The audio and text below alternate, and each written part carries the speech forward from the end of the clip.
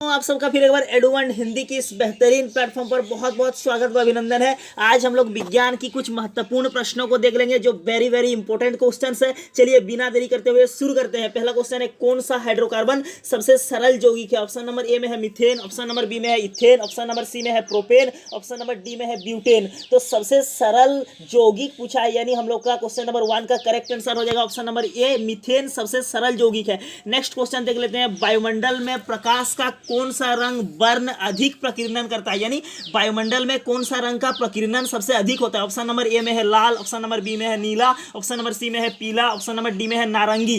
तो इसका correct answer हो जाएगा ऑप्शन नंबर बी यानी नीला। वायुमंडल में प्रकाश के अंदर जो नीला रंग रहता है उसका सबसे ज्यादा प्रकीर्णन वायुमंडल में होता है। नेक्स्ट क्वेश्चन में हम लोग के पास एक चित्र दिया हुआ है जिसमें सूर्य का प्रकाश जो है खिड़की से आ रहा है, जिसमें एक चीनी प्लेट का प्याली रखा है और सिल्वर क्लोराइड का सॉल्यूशन रखा है, यानी क्रिस्टल्स रखा है उसमें, और पूछा गया है कि ये कौन सा अभिक्रिया को प्रदर्शित कर रहा है? ऑप्शन नंबर ए में है संयोजन अभिक्रिया, ऑप्शन नंबर बी में है वियोजन अभिक्रिया, ऑप्शन नंबर सी में है विस्थापन अभिक्रिया, ऑप्शन नंबर डी में है द्विविस्थापन अभिक्रिया। तो इसका करेक्ट आंसर हो जाएगा ऑप्शन नंबर बी, यानी हम लोग का ये वियोजन अभिक्रिया को प्रदर्शित कर रहा है। नेक्स्ट क्वेश्चन देख लेते हैं, निम्न में से कौन सा जीवाणु जनित रोग नहीं है? क्वेश्चन को ध्यान से पढ़िएगा, एकदम हड़बड़ाइएगा नहीं। देखिए क्या लिखा है, निम्न में से कौन सा जीवाणु जनित यानी जीवाणु के द्वारा होने वाला रोग नहीं है? ऑप्शन नंबर ए में है गोनोरिया, ऑप्शन नंबर बी में है सिफिलिस, ऑप्शन नंबर सी में है मस्सा, ऑप्शन नंबर डी में है इनमें से कोई नहीं। क्वेश्चन नंबर 3 का करेक्ट आंसर हो जाएगा ऑप्शन नंबर सी, मस्सा जो है जीवाणु जनित रोग नहीं है। नेक्स्ट क्वेश्चन हम लोग देख लेते हैं, रुधिर का कौन सा अवयव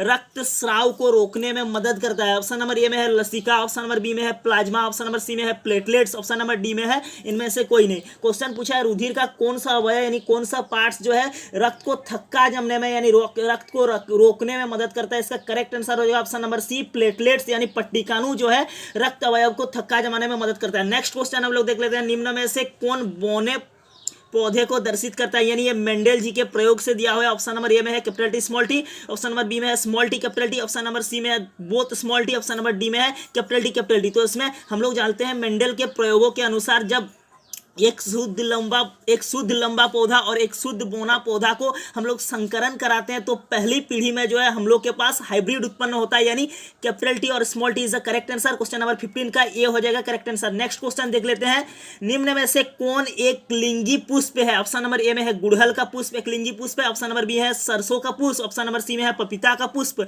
ऑप्शन नंबर डी में है गुलाब का पुष्प, यानी यहाँ पे करेक्ट आंसर हो जाएगा ऑप्शन नंबर ए, गुड़हल का पुष्प जो है एक लिंगी पुष्प का है उदाहरण है। नेक्स्ट क्वेश्चन हम लोग देख लेते हैं, निम्न में से कौन सा पर्यावरण अनुकूलन नहीं है? यानी पर्यावरण के हिसाब से अनुकूल नहीं है कौन सा? ये पैदल चलना, बी साइकिल से चलना, सी मोटरसाइकिल से चलना, डी इनमें से कोई नहीं। इसका करेक्ट आंसर हो जाएगा ऑप्शन नंबर सी, निम्न में से पर्यावरण का अनुकूल नहीं, यानी मोटरसाइकिल से चलना पर्यावरण का अनुकूल नहीं है क्योंकि इसमें से धुआं होता है, प्रदूषण होता है, इसीलिए पर्यावरण का अनुकूल नहीं है। इस क्वेश्चन का करेक्ट आंसर हो जाएगा option number C. Next question हम लोग देख लेते हैं, निम्न में से किस माध्यम में प्रकाश की चाल अधिकतम होती है? ऑप्शन नंबर ए में है हवा, ऑप्शन नंबर बी में है जल, ऑप्शन नंबर सी में है शीशा, ऑप्शन नंबर डी में है हीरा। तो इसका करेक्ट आंसर हो जाएगा ऑप्शन नंबर ए, हवा में जो है प्रकाश की चाल सबसे ज्यादा होता है। नेक्स्ट क्वेश्चन देख लेते हैं, निम्न में से कौन सा संबंध सत्य है? ऑप्शन नंबर ए में है V=I/R, ऑप्शन नंबर बी में है V=R/I, ऑप्शन नंबर सी में है V=IR, ऑप्शन नंबर डी में है V=IR²।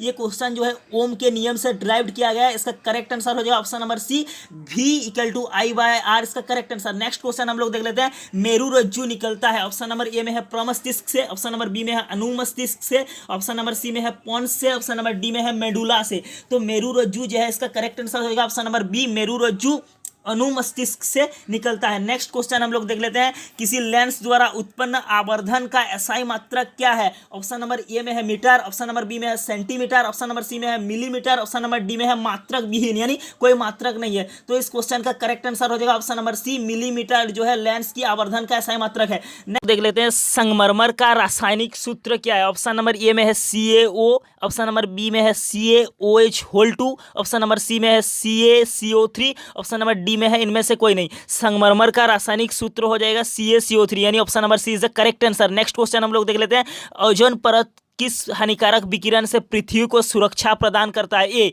अवरक्त विकिरण, बी तापीय विकिरण, सी परावैंगनी विकिरण, डी इनमें से कोई नहीं। इसका करेक्ट आंसर हो जाएगा ऑप्शन नंबर सी, ओजोन परत जो है, ओजोन परत का हानिकारक विकिरण परावैंगनी विकिरण जो है पृथ्वी से सुरक्षा करता है, यानी इसका correct answer option number C. Next question हम लोग देख लेते हैं।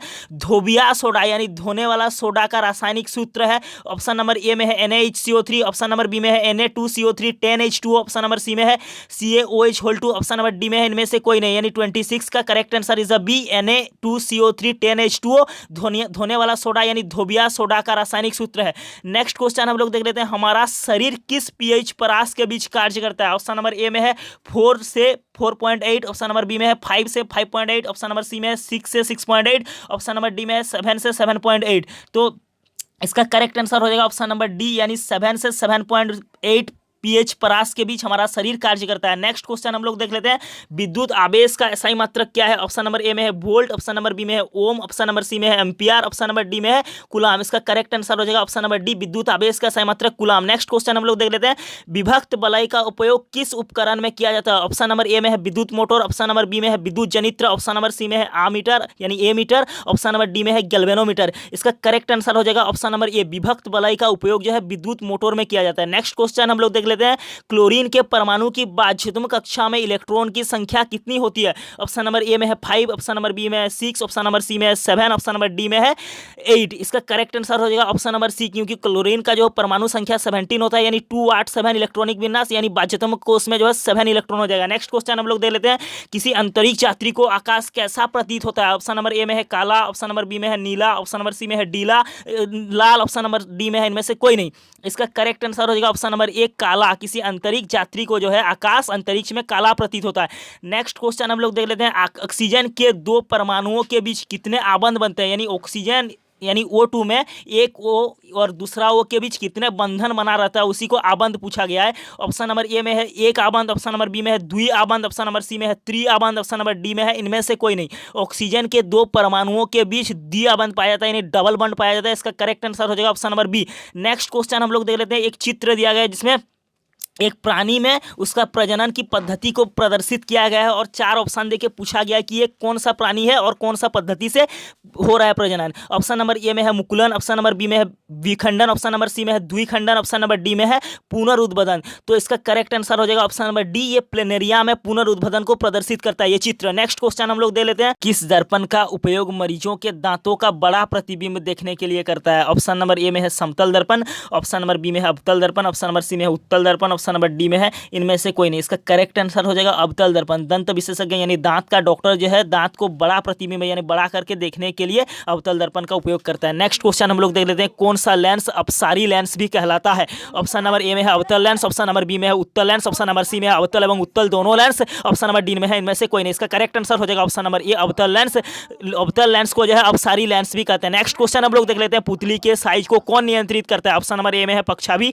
ऑप्शन नंबर बी में है परितारिका, ऑप्शन नंबर सी में है नेत्र लेंस, ऑप्शन नंबर डी में है रेटिना यानी दृष्टिपटल। इसका करेक्ट आंसर हो जाएगा ऑप्शन नंबर बी, यानी परितारिका जो है पुतली के साइज को नियंत्रित करता है। नेक्स्ट क्वेश्चन हम लोग देख लेते हैं। किस दृष्टि दोष को अवतल तथा उत्तल दोनों लेंस से बने द्विप्रकाशीय लेंस द्वारा संशोधित किया जा सकता है? ऑप्शन नंबर ए में है निकट दृष्टि दोष, ऑप्शन नंबर बी है दीर्घ दृष्टि दोष, ऑप्शन नंबर सी में है जरा दूरदृष्टिता, ऑप्शन नंबर डी में है मोतियाबिंद। इसका करेक्ट आंसर हो जाएगा ऑप्शन नंबर सी, जरा दूरदृष्टिता को जो है अवतल और उत्तल दोनों लेंस से बने द्विप्रकाशीय लेंस द्वारा ठीक किया जा सकता है। एक प्रयोग में अवतल दर्पण द्वारा किसी बिंब का प्रतिबिंब एक पर्दे पर प्राप्त किया जा सकता है। दर्पण की फोकस दूरी को निर्धारित करने के लिए प्रयोगकर्ता को मापने की जरूरत है। ए दर्पण तथा पर्दा के बीच की दूरी, बी दर्पण तथा बिंब के बीच की दूरी, सी ए तथा बी दोनों, डी इनमें से कोई नहीं। इसका करेक्ट आंसर हो जाएगा ऑप्शन नंबर बी, दर्पण तथा बिंब के बीच की दूरी मापना जरूरी है। नेक्स्ट क्वेश्चन हम लोग देख लेते हैं। शब्दकोश के छोटे अक्षरों को पढ़ने के लिए किस लेंस का उपयोग किया जाता है? ऑप्शन नंबर ए में है 50 सेंटीमीटर फोकस दूरी का अवतल लेंस, ऑप्शन नंबर बी में है 50 सेंटीमीटर फोकस दूरी का अवतल लेंस, ऑप्शन नंबर सी में है 5 सेंटीमीटर फोकस दूरी का अवतल लेंस, ऑप्शन नंबर डी में है 5 सेंटीमीटर फोकस दूरी का अवतल लेंस। इसका करेक्ट आंसर हो जाएगा option number C, 5 centimetre focus दूरी का उत्तल लेंस जो है इसका करेक्ट आंसर हो जाएगा। शब्दकोश के छोटे अक्षरों को पढ़ने के लिए 50 सेंटीमीटर 5 सेंटीमीटर फोकस दूरी वाला उत्तल लेंस हम लोग यूज करेंगे। नेक्स्ट क्वेश्चन हम लोग देख लेते हैं, निम्नलिखित में से कौन विद्युत विभवांतर का SI मात्रक है? ऑप्शन नंबर में है वोल्ट, ऑप्शन नंबर बी में है ओम, ऑप्शन नंबर सी में है वोल्ट प्रति कूलम, ऑप्शन नंबर डी में है एम्पियर। इसका करेक्ट आंसर हो जाएगा ऑप्शन नंबर ए यानी वोल्ट। इस वोल्ट जो है विभवांतर का SI मात्रक है। नेक्स्ट क्वेश्चन हम लोग देख लेते हैं, लघु पतन यानी शॉर्ट सर्किट के समय परिपथ में विद्युत धारा का मान होता है ए बहुत कम हो जाता है, बी परिवर्तित नहीं होता है, ऑप्शन नंबर सी बहुत अधिक बढ़ जाता है, ऑप्शन नंबर डी निरंतर परिवर्तित होता रहता है। इसका करेक्ट आंसर हो जाएगा ऑप्शन नंबर सी बहुत अधिक बढ़ जाता है। लघु पतन यानी शॉर्ट सर्किट के समय जो है विद्युत परिपथ में विद्युत धारा का मान बहुत अधिक बढ़ जाता है। तो कुकार के लिए कौन सा दर्पण सर्वाधिक उपयुक्त होता है? ऑप्शन नंबर ए में है समतल दर्पण, ऑप्शन नंबर बी में है उत्तल दर्पण, ऑप्शन नंबर सी में है अवतल दर्पण, ऑप्शन नंबर डी इनमें से कोई नहीं। इसका करेक्ट आंसर हो जाएगा ऑप्शन नंबर सी सौर कुकार के लिए जो है हम लोग अवतल दर्पण का उपयोग करते हैं। नेक्स्ट क्वेश्चन है, चिप का आंदोलन का मुख्य उद्देश्य संरक्षित करना था, ये मिट्टी को, बी वृक्ष को, सी जल को, डी बिजली को। तो हम लोग जानते हैं इसका करेक्ट आंसर हो जाएगा ऑप्शन नंबर बी वृक्षों को संरक्षित करना चिपको आंदोलन का मुख्य उद्देश्य था। नेक्स्ट क्वेश्चन हम लोग देख लेते हैं, निम्नलिखित में से किस विलयन का उपयोग दीवारों को सफेदी करने के लिए किया जाता है? ऑप्शन नंबर ए में है CaOH2, ऑप्शन नंबर बी में है CaOH2, ऑप्शन नंबर सी में है NaOH, ऑप्शन नंबर डी में है NaHCO3। इसका करेक्ट आंसर हो जाएगा ऑप्शन नंबर बी यानी CaOH2 कैल्शियम हाइड्रोक्साइड का उपयोग जो है विलयन का उपयोग दीवारों को सफेदी करने के लिए किया जाता है। नेक्स्ट क्वेश्चन हम लोग देख लेते हैं, Na2SO4 aqueous plus BaCl2 aqueous ये जो अभिकारक हो गया, इसके बाद एरो देखिए मैं अभिक्रिया हुआ इनमें, इसके बाद जो उत्पाद बना BaSO4 सॉलिड और उसके बाद 2NaCl एक्वास ये उत्पाद बना। इस क्वेश्चन में पूछा गया है कि ये किस प्रकार का अभिक्रिया है? ऑप्शन नंबर ए में है संयोजन अभिक्रिया, ऑप्शन नंबर बी में है वियोजन अभिक्रिया, ऑप्शन नंबर सी में है द्विविस्थापन अभिक्रिया, ऑप्शन नंबर डी में इनमें से कोई नहीं। इसका करेक्ट आंसर हो जाएगा ऑप्शन नंबर सी यानी Na2SO4 प्लस BaCl2। उसके बाद जो अभिकारक जुड़ के उत्पाद में BaSO4 प्लस 2NaCl बनता है, ये जो है